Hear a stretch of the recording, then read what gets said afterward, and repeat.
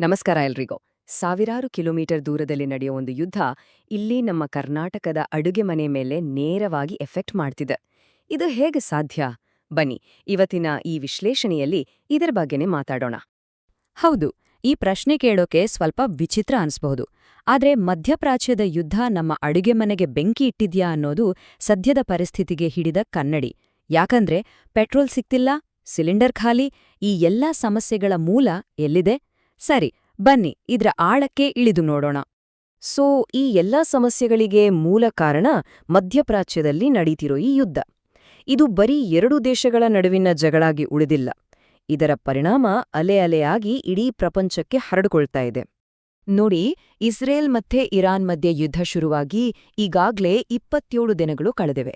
ಈ ಸಂಘರ್ಷ ಈಗ ಒಂದು ಜಾಗತಿಕ ಆರ್ಥಿಕ ಬಿಕ್ಕಟ್ಟಾಗಿ ಬದಲಾವಣೆಯಾಗಿದೆ. ಅಂದ್ರೆ ಸುಮಾರು 30ಕ್ಕೂ ಹೆಚ್ಚು ದೇಶಗಳು ಇದರ ಬಿಸಿಯನ್ನ ಅನುಭವಿಸ್ತಾ ಇವೆ. ಅದರಲ್ಲಿ ನಮ್ಮ ಭಾರತ ಕೂಡ ಒಂದು. ನಿಜ ಹೇಳ್ಬೇಕಂದ್ರೆ ಇವತ್ತು ನಾವೆಲ್ಲ ಅನುಭವಿಸ್ತಿರೋ ಸಮಸ್ಯೆಗಳ ಸ್ಟಾರ್ಟಿಂಗ್ ಪಾಯಿಂಟ್ ಇದೆ. ಹಾಗಾದ್ರೆ ಜಗತ್ತಿನ ಯಾವ್ದೋ ಮೂಲೆಯಲ್ಲಿ ನಡೀತಿರೋ ಯುದ್ಧದಿಂದ ನಮ್ಮ ಭಾರತದಲ್ಲಿ, ಅದರಲ್ಲೂ ಕರ್ನಾಟಕದಲ್ಲಿ ನಾವು ಎದುರಿಸ್ತಿರೋ ಸವಾಲುಗಳಾದ್ರೂ ಏನು? ಇದೆಲ್ಲ ಬರೀ ಗಾಸಿಪಾ ಅಥವಾ ನಿಜವಾಗ್ಲೂ ಸಮಸ್ಯೆ ಇದೆಯಾ?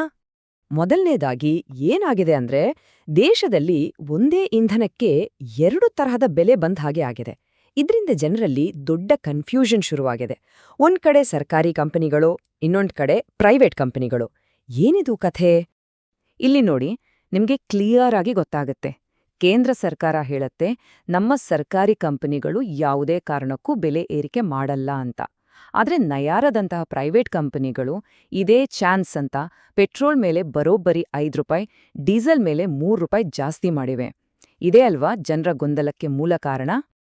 ಇಷ್ಟೇ ಅಲ್ಲ, ಇದರ ಜೊತೆಗೆ ಇನ್ನೊಂದು ಸಮಸ್ಯೆ ಶುರುವಾಗಿದೆ. ಯುದ್ಧದ ಕಾರಣ ಹೇಳಿ ತೈಲ ಪೂರೈಕೆದಾರರು ಪೆಟ್ರೋಲ್ ಬಂಕ್ಗಳ ಹತ್ರ ಮೊದಲು ದುಡ್ಡು ಕೊಡಿ, ಆಮೇಲೆ ಪೆಟ್ರೋಲ್ ಅಂತಿದ್ದಾರೆ. ಅಂದ್ರೆ ಅಡ್ವಾನ್ಸ್ ಪೇಮೆಂಟ್ ಕೇಳ್ತಿದ್ದಾರೆ. ಇದ್ರಿಂದ ಸಪ್ಲೈ ಚೈನ್ ಪೂರ್ತಿ ಏರುಪೇರಾಗಿದೆ. ಕೆಲವು ಬಂಕ್ಗಳಲ್ಲಿ ನೋ ಸ್ಟಾಕ್ ಅಂತ ಬೋರ್ಡ್ಗಳು ಕಾಣಿಸ್ಕೊಂಡಿವೆ. ಅಷ್ಟೇ ಸಾಕು, ಇದನ್ನ ನೋಡಿದ ಜನ ಪೆಟ್ರೋಲ್ ಖಾಲಿ ಆಗ್ಬಿಡುತ್ತೆ ಅಂತ ಗಾಬರಿಯಾಗಿ ಬೇಕೋ ಬೇಡವೋ ಟ್ಯಾಂಕ್ ಫುಲ್ ಮಾಡಿಸ್ಕೊಳ್ಳೋಕೆ ಮುಗಿಬಿದ್ದಿದ್ದಾರೆ. ಇದ್ರಿಂದ ವದಂತಿಗಳಿಗೆ ಇನ್ನೂ ರೆಕ್ಕೆಪುಕ್ಕ ಬಂದಂತಾಗಿದೆ. ಸರಿ, ಇದೆಲ್ಲ ಒಂದ್ ಕಡೆ ಆದ್ರೆ ಸಾಮಾನ್ಯ ಜನರ ಕಷ್ಟ ಮಾತ್ರ ಹೇಳ್ತಿರೋದು. ಪೆಟ್ರೋಲ್, ಡೀಸೆಲ್ ಸಮಸ್ಯೆಗಿಂತಲೂ ಹೆಚ್ಚಾಗಿ ಜನರನ್ನ ಕಾಡ್ತಿರೋದು LPG ಸಿಲಿಂಡರ್ಗಳ ಕೊರತೆ. ರಾಜ್ಯದ ಮೂಲೆ ಮೂಲೆಯಲ್ಲೂ ಇದೇ ದೃಶ್ಯ. ಚಾಮರಾಜನಗರದ ಗುಂಡ್ಲುಪೇಟೆಯಿಂದ ಹಿಡಿದು ಆ ಕಡೆ ಕೊಪ್ಪಳದವರೆಗೂ ಜನ ಖಾಲಿ ಸಿಲಿಂಡರ್ಗಳನ್ನೇ ಹಿಡಿಕೊಂಡು ದಿನಗಟ್ಲೆ ಕ್ಯೂನಲ್ಲಿ ನಿಂತಿದ್ದಾರೆ. ಅಯ್ಯೋ, ಅಡಿಗೆ ಮಾಡೋದ್ ಹೇಗೆ ಅಂತ ಜನ ಪರದಾಡುತ್ತಿದ್ದಾರೆ. ಅಲ್ಲಿ ಕ್ಯೂನಲ್ಲಿ ನಿಂತಿದ್ದ ಒಬ್ಬರ ಈ ಮಾತು ಕೇಳಿ ನಿಜಕ್ಕೂ ಪರಿಸ್ಥಿತಿ ಎಷ್ಟು ಗಂಭೀರವಾಗಿದೆ ಅಂತ ಅರ್ಥವಾಗುತ್ತೆ. ತಿಂಗಳಿಗೆ 1 ಸಿಲಿಂಡರ್ ಕೊಡ್ತೀವಿ ಅಂದ್ರೂ ಅದು ಕೂಡ ಸರಿಯಾಗಿ ಸಿಗ್ತಾ ಇಲ್ಲ ಅನ್ನೋದು ಜನರ ಗೋಳಾಗಿದೆ. ಇಲ್ಲಿರೋ ವ್ಯತ್ಯಾಸವನ್ನೊಮ್ಮೆ ನೋಡಿ. ಇದು ನಿಜಕ್ಕೂ ಆತಂಕಕಾರಿ.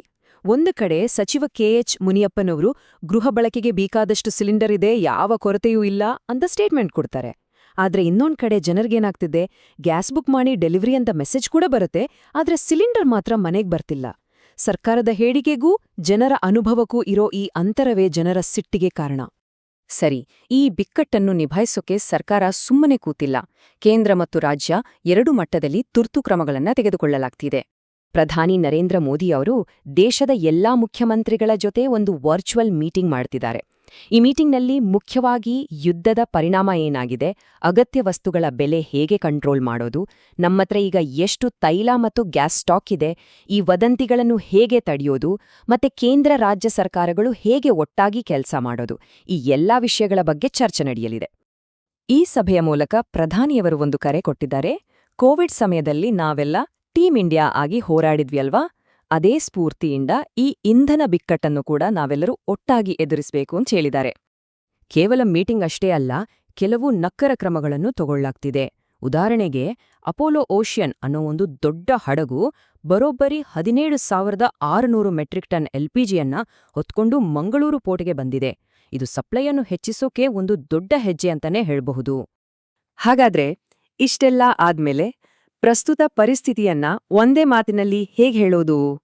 ಈ ಇಡೀ ಸಂಕೀರ್ಣ ಸಮಸ್ಯೆಯ ಸಾರಾಂಶ ಇಲ್ಲಿದೆ ನೋಡಿ. ಈ ಟೇಬಲ್ ಎಲ್ಲವನ್ನೂ ಸ್ಪಷ್ಟವಾಗಿ ಹೇಳುತ್ತೆ.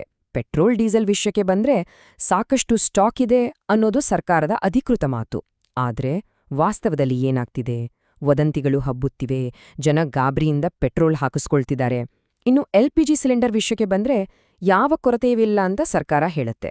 ಆದ್ರೆ ಜನರ ಅನುಭವ ಮಾತ್ರ ಉದ್ದುದ್ದ ಕ್ಯೂಗಳು, ಸಿಲಿಂಡರ್ ಡೆಲಿವರಿ ಆಗದೇ ಇರೋದು ಹೀಗಿದೆ. ಕೊನೆಯದಾಗಿ ನಮ್ಮೆಲ್ಲರ ಮನಸ್ಸಲ್ಲೂ ಮೂಡೋ ಒಂದೇ ಪ್ರಶ್ನೆ, ಈ ದೊಡ್ಡ ದೊಡ್ಡ ಮೀಟಿಂಗ್ಗಳು, ಸರ್ಕಾರದ ಪ್ರಯತ್ನಗಳು ಇವೆಲ್ಲವೂ ಬೀದಿಯಲ್ಲಿ ನಿಂತಿರೋ ಸಾಮಾನ್ಯ ಜನರ ಕಷ್ಟಗಳಿಗೆ ನಿಜವಾಗ್ಲೂ ಒಂದು ಪರಿಹಾರ ಕೊಡಬಹುದಾ ಅಥವಾ ಈ ಬಿಕ್ಕಟ್ಟು ಇನ್ನಷ್ಟು ಜಟಿಲವಾಗುತ್ತಾ? ಕಾದು ನೋಡ್ಬೇಕು.